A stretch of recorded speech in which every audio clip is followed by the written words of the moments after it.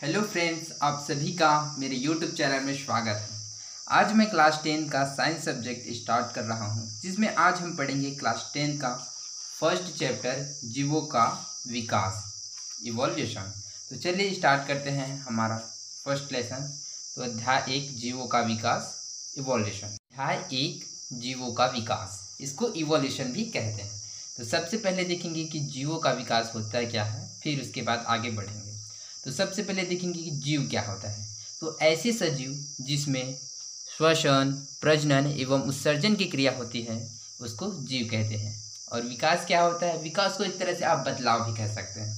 कैसे? जैसे कि मैं आप लोगों को एक सिंपल वे में समझाता हूँ। जैसे कि आप वो लोग 5th क्लास में थे, तो 5th क्लास में तो मान लो आपका जो उम्र है वह 10 साल का था। तो जैसे जैसे आप 5 से 6, 6 से 7, 7 से 8 ऐसे करते करते क्या हम 10th क्लास में आ गए। तो ये क्या हो? ये आपका समय के अनुसार क्या है? बदलाव है। ठीक इसी प्रकार जीवों में भी होता है कि जीवों का समय के अनुसार बदलाव को ही जीवों का विकास कहते हैं। या इसको इस प्रकार से भी कहते हैं कि जीवों का समय के अनुसार क्रमिक परिवर्तन को जीवों का विकास कहते हैं। यहाँ पर मैंने क्रमिक वर्ड इसलिए यूज़ किया क्योंकि कोई भी जीव में भी बदलाव होता है तो वो क्या है? क्रम से होता है। इसलिए जीवों का विकास का अर्थ हम इस प्रकार से भी कह सकते हैं कि जीवों का समय के अनुसार बदलाव या जीवों का समय के अनुसार क्रमिक परिवर्तन को जीवों का विकास कहते हैं। तो चलिए आगे बढ़ते हैं।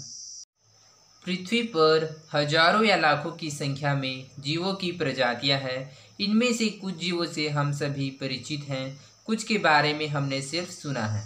कुछ ऐसे जीव हैं जो विलुप्त हो गए हैं, उनके अवशेष या जीवाश्म से ही उनके होने की पुष्टि होती है। इन्हीं में से एक है डायनासोर। डायनासोर का नाम आप सभी ने सुना होगा। तो सही बात है कि जो पृथ्वी है, इतना बड़ा ग्लोब है, इसमें हजारों लाखों की संख्या में जीवों की प्रजातियां हैं। अभी प्रजाति क्या होता है? ये प्रजाति एक तरह से क्या होता है? वैरायटी। किसी भी जीव की क्या है? वैरायटी या फिर नस्ल।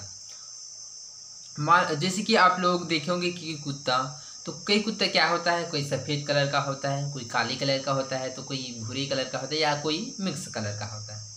तो ये क्या है? ये सभी कुत्ते की क्या है? प्रजातियां हैं। जैसे कि हम लोग क्या है, कुछ जीवों से हम क्या है? परिचित हैं। जैसे कि कुत्ता हो गया, बिल्ली हो गया, गाय हो गया, या चिड़िया हो गया, या फिर बहुत सारे क्या है जानवर जिससे हम क्या है? परिचित हैं। लेकिन कुछ ऐसे भी जीव हैं जिसके बारे में हमने सिर्फ सुना है। उसका पता कैसे चलता है? उसका पता क्या है? उसके जीवाश्म से पता चलता है। जीवाश्म यानी क्या होता है? जीवों के अवशेष। जीवों के अवशेष को क्या कहते हैं? जीवाश्म। इन्हीं में से एक है डायनासोर। आई होप डायनासोर का नाम आप सभी ने सुना हो।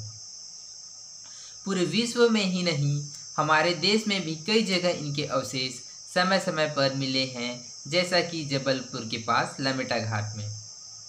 नर्मदा घाटी में कई जगह इनका प्राकृतिक आवास रहा है।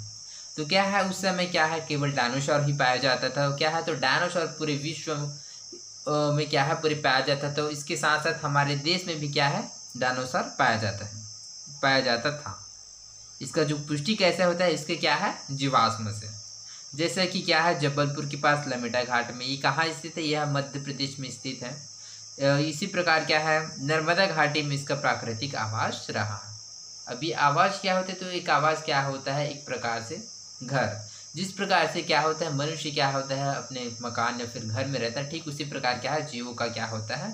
आवास, अर्थात प्रकृति के द्वारा बनाया हुआ घर को इसका क्या कहते हैं? प्राकृतिक आवास। हमें पृथ्वी पर अलग अलग जगह इनके अवशेष मिल रहे हैं, तो पता चल रहा है कि ये विविध प्रकार के थे और पृथ्वी पर लगभग 2000 लाख से 600 लाख वर्ष पूर्व इन्हीं जानवरों का राज था। ये स्वाभाविक सी बात है कि केवल उस समय क्या है, 2000 लाख से लेकर 600 लाख वर्ष पूर्व क्या है, जो केवल डायनासोर ही पाया जाता, जिसके कारण केवल क्या है, डायनासोर का ही राज था। एक छोटे से छोटा डायनासोर लगभग 50 सेंटीमीटर का, तो बड़ा डायनासोर लगभग 40 मीटर का था। जैसे इनमें कुछ मांसाहारी तो कुछ शाकाहारी, कोई 2 पैरों पर चलने वाला तो कोई 4 पैरों पर, और कोई उड़ने वाला। चित्र 1। और जो डायनासोर क्या है, जो इसका आकार होता था वो क्या है, 50 सेंटीमीटर से 40 मीटर का होता था। तो ये 50 सेंटीमीटर लगभग फीट में देखें तो ये कितना होता है, लगभग 1.5 फीट, लगभग 1.5 फीट। तो क्या है, जो डायनासोर का जो आकार होता था वो है 1.5 फीट से लेकर क्या है 131 फीट तक होता था। अब जैसे कि आप लोग अनुमान लगा सकते थे कि डायनासोर छोटे से लेकर बहुत बड़ा होता था। जैसे कि आप लोग चित्र 1 में देख सकते हैं कि यहाँ पर अलग अलग प्रकार के डायनासोर दिखाया गया है, जिसमें क्या है, कई छोटे हैं, कई बड़े हैं, कोई उड़ने वाले। ये क्या है, ये सभी डायनासोर के वेराइटी है, वेराइटी या फिर क्या कहते हैं, ये सभी डायनासोर के वेराइटी है। डायनासोर के समय में और उससे पहले कई प्रकार के पौधे पाए जाते थे, जिनमें से कुछ प्रकार के शैवाल, फर्न, मॉस, साइकस, गिंको आदि पौधे आज भी पाए जाते हैं। यही नहीं, चूहे जैसे स्तनधारी प्राणी भी तब थे और तिलचट्टा, कॉकरोच भी। तो क्या है, जो डायनासोर के समय में तथा उसके पहले भी क्या है, ये जो क्या है शैवाल, फर्न, मॉस, साइकस, गिंको, ये सभी पौधे क्या है डायनासोर के समय में भी पाया जाता था और अभी के समय में भी पाया जाता है। इसके साथ साथ कुछ स्तनधारी प्राणी भी थे, जैसे कि तिलचट्टा हो गया और चूहे, ये क्या है डायनासोर के समय में भी पाया जाता था और अभी के भी समय में क्या है पाया जाता है।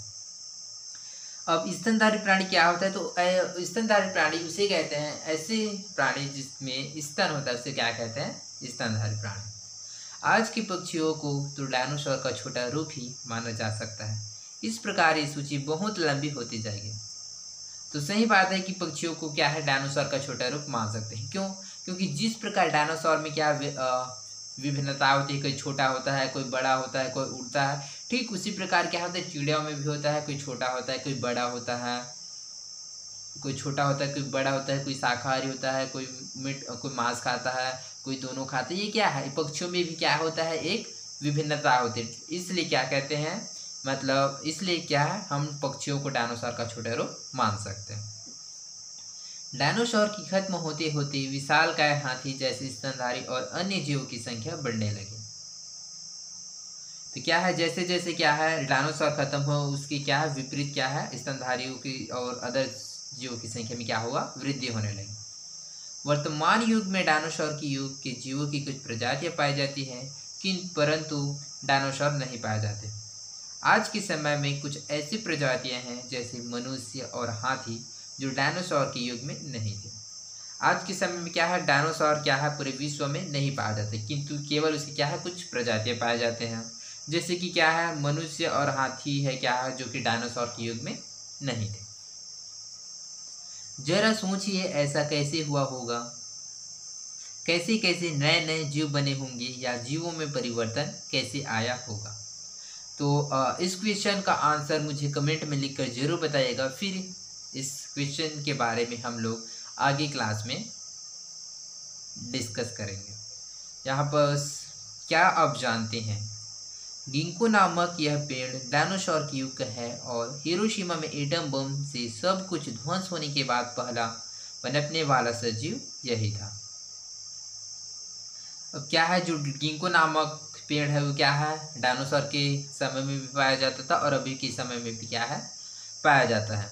तो क्या है, जो हिरोशिमा में जब एटम बम गिराया गया था तो जो पहला पनपने वाला जो सजीव था वो क्या है, वो है गिंको नामक पेड़।